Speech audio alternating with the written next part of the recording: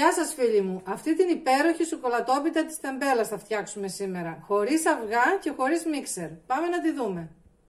Τα υλικά μας είναι ένα φλιτζάνι του τσαγιού αλεύρι για όλες τις χρήσεις, ένα φλιτζάνι του τσαγιού νερό, με το ίδιο φλιτζάνι μετράμε όλα τα υλικά, 20 γραμμάρια ένα φακελάκι μπέικιν, μία βανίλια, μία κουταλιά της σούπας ελαιόλαδο, ένα φλιτζάνι του τσαγιού ζάχαρη και 1,5 φλιτζάνι του τσαγιού κακάο. Σε μία κούπα θα τα χτυπήσουμε με τη σειρά που θα σας πω, χωρίς μίξερ. Βάζουμε το αλεύρι, το νερό, το μπέικιν. Χτυπάμε με τη βανίλια, πανεύκολη συνταγή, το ελαιόλαδο, ζάχαρη, ανακατεύουμε και πάμε σιγά σιγά το κακάο.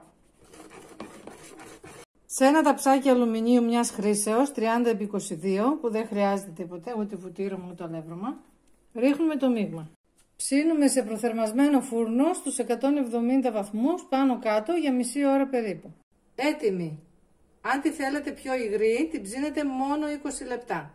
Επίσης μπορείτε και να τη σιροπιάσετε με ένα φλιτζάνι ζάχαρη και ένα φλιτζάνι νερό αφού τα βράσετε για 3 λεπτά. Ένα από τα δύο θα είναι κρύα. Αυτό για έξτρα γεύση. Για να δούμε. Είναι φανταστική. Πιο γρήγορη και νόστιμη δεν γίνεται. Αυτά φίλοι μου για σήμερα. Ραντεβού την άλλη εβδομάδα. Να προσέχετε. Γεια σας.